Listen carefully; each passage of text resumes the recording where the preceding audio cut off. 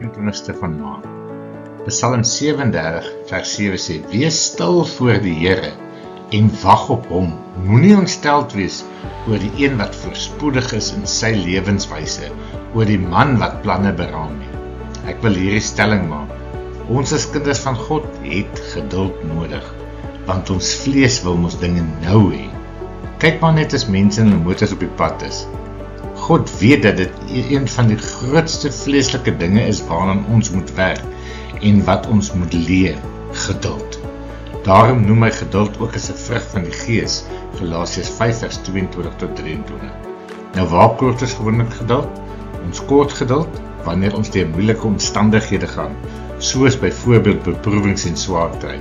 Ons kort geduld in gebed, wanneer ons nie dadelik antwoorde kry nie. Ons kort geduld om ander mense te hanteer in liefde en verdraagsaamheid.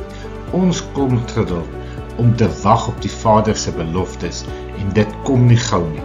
Ons kort geduld in die proses van geestelike groei. Weet dit, transformasie vat tyd. Daar is 'n gedrag om aan te leer en daar is gewoontes om af te leer. Wil ek hierdie twee stellings maak. Stelling 1.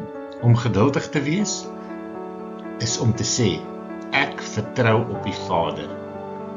Dit is om standvastig te bly glo in wat die Here vir my beplan, sonder dat ek toelaat dat vrese en frustrasies die oorhand oor my kry.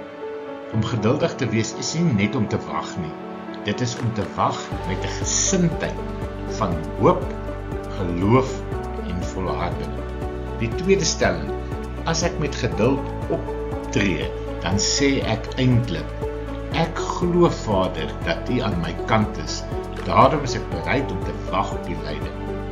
Ek is nie oorhaastig nie, want ek wil eerder aan U gehoorsaam wees en ek sal nie toelaat dat ek deur my vlees of ander ongeduldige mense gelei word.